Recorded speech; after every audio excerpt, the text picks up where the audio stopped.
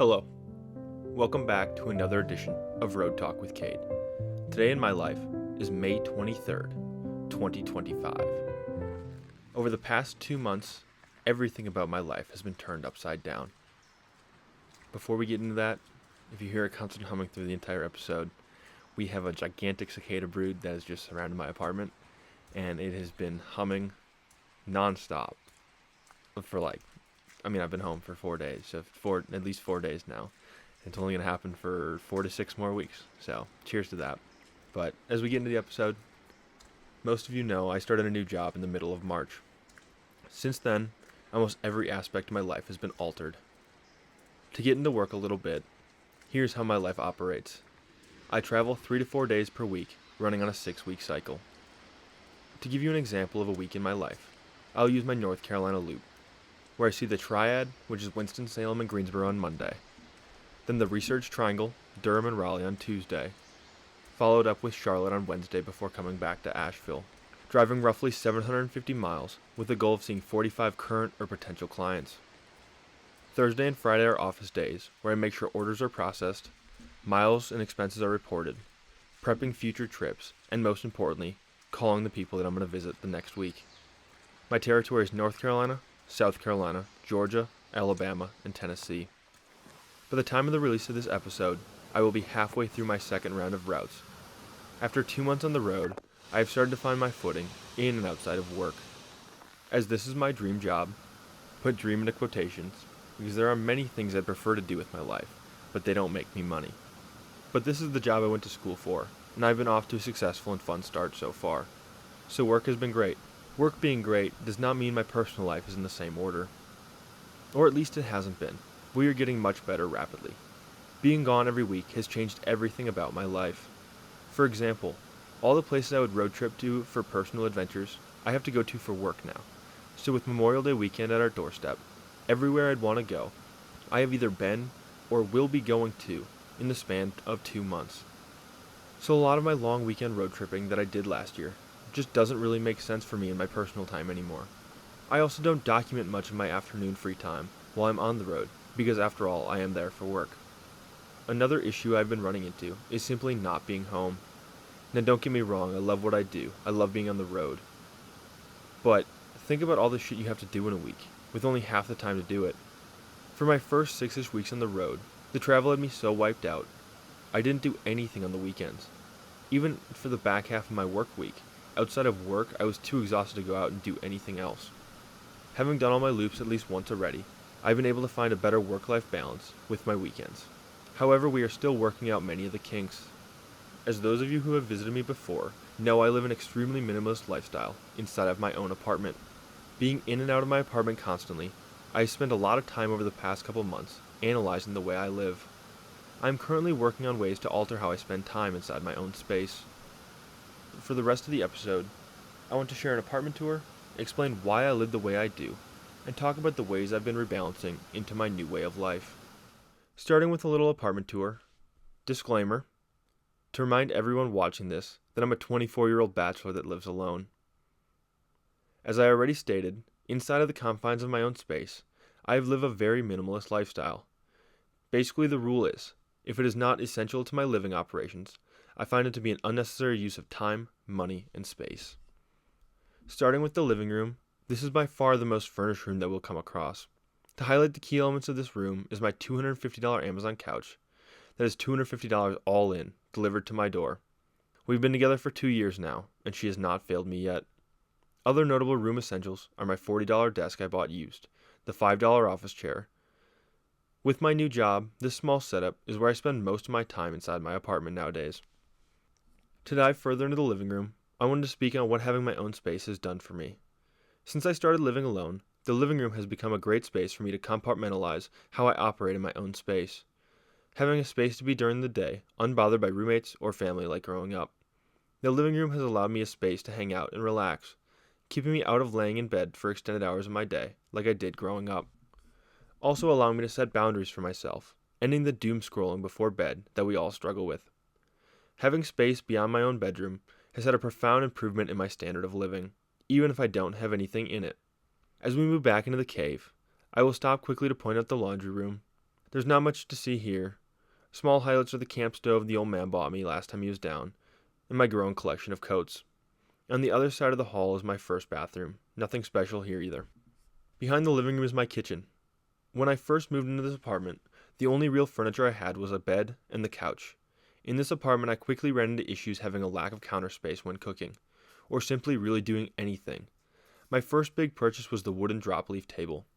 It is not in the nicest condition, but it has given me the space I need at the price I like to see. The two appliances I have here are my tea maker, which I use every day. I use bagged tea, so basically I use this thing as a glorified water warmer. Free ad, but the tea I drink all comes from Asheville Tea Company, which I would highly recommend to anybody who enjoys a nice cup of tea. The other appliance is the air fryer, which I hardly ever use. The kitchen is pretty bare bones. I have a basic set of kitchen supplies I would need, and not much more than that. Over the past 18 months, I have drastically improved my ability to cook for myself. I am by no means a gourmet chef, but I can make a mean burrito bowl. An issue with my new job is that all the meals I make on a regular, I am no longer home enough to consume. I can simply work around this by freezing some of them, but that idea didn't hit me until I typed this out, so that's one kink in the hose I think we have solved. A second issue I've run into since starting my new life, when it comes to the kitchen, is simply time. I used to always prepare meals on Sundays. It was the perfect way to set up my week, along with church, laundry, and depending on the time of year, Packers or Brewer games. Now if I'm not going to be home to eat the meals until Thursday, I have zero interest in spending 2 to 3 hours of my day cooking. I have been testing out making meals on Friday afternoon, which has been going alright so far. I can keep you updated on that. To continue the tour, on the left from the kitchen is my guest bedroom. There's really nothing in here besides a bed. I hardly ever go into this room unless Ron or Brendan need to enter my apartment from the garage for some odd reason. Going back through the kitchen, we move into the deepest depths of the cave, my master bedroom. Right away, you'll come upon my master bathroom. It is pretty small, but it serves the purpose I need it to, and so the size doesn't bother me much. Getting into the nitty-gritty of the bedroom is my dresser that was already inside my apartment, my free bed frame I got from an old coworker, and the $5 lamp that I got myself as a gift. I couldn't justify the $8 lamp at the thrift store, but I think I made the right choice because after getting this one home, I think the latter would have been too big. So now that I've been vulnerable with all of you, it is pretty apparent I live a minimalist lifestyle. With the windshield miles in recent weeks, I've been pondering on why I live the way I do. There are a few reasons for it. 1, this is where I sleep and function. 2, I hate clutter. And 3, my hobbies. To expand on why I live this way, my apartment is where I sleep and take care of myself. However, my life is outside of these walls, whether I'm in the woods hiking or off on some random adventure. Limiting the contents inside of my apartment allows me to maximize my experiences out in the real world.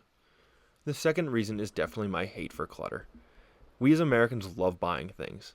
We make up roughly 5% of the world's population, but as a country we consume 25% of the world's resources. For what? Half the shit we throw away anyways. So for me, I just try to nip it at the source. The less money I waste on garbage products, again, the more money I can invest on vacations or experiences that I may only get to have once. The last reason for my minimalism is my hobbies. My 3 main hobbies are hiking, architecture, and college football, all subjects that are extremely dense and time-consuming. By prioritizing these things I enjoy, I've been able to let go of many of life's obstacles that don't matter. I could care less about the next trend on TikTok or fitting in with my peers around me. I don't want to be like them. I want to be me, so I'm going to spend my money and my time making my life enjoyable for me. To give an example of the complexity of one of my hobbies, we can use college football. In D1 alone, there are 134 teams. That is more than enough to even keep track of if I just wanted to write them all down on a sheet of paper, not even touching the complexity of each program in itself.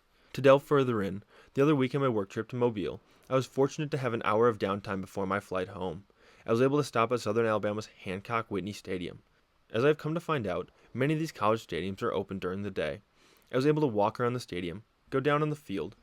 During the time I was inside the stadium, they were shooting the hype videos for next season.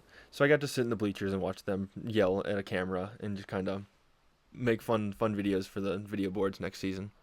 I'm sure many of you didn't even know Southern Alabama existed as a school, let alone their head coach is named Major Applewhite, which is such a badass name. Or that last December I watched them beat Western Michigan in the Salute to Veterans Bowl in Montgomery, Alabama. None of those details are really important for any of you, but college football as a hobby for me is endless. The size and complexity of the sport paired with how fast it turns around, leaves me with endless amounts of information to stay busy with. I've come to the realization that I live such a bare minimum life at home because it allows me to maximize my interests everywhere else. To revert back to the apartment tour, I've lived here for over 17 months. I have not hung a single decoration on the wall. I think for most people that is absurd behavior. For me, I simply just don't see a point in it. My goal is to be out exploring the world, not making my home so comfortable that I'd rather stay inside of my own bubble. I don't need a $1,000 lazy boy or tons of modern appliances that give me a luxurious lifestyle at home. By minimalizing the place I call my home, it allows me to maximize my experience everywhere else in life, which ultimately is the goal that I'm looking to achieve. So yes, to most I live in squalor, but to me I have more than enough to get by without any issues. Since the major turning point in my life this past March, a lot about my life has changed. Those changes have pushed me outside of my comfort zone, pushing boundaries that I didn't even know existed until I was beyond them. I've had to rebalance my outlook on life, as well as how I live my life. I asked for the change, I persevered through it. Now my feet are again planted firmly in the mud, and I'm ready to dive deeper into this life that I was blessed with. As always, with all that randomness being said, thank you for listening. I love you. Bye.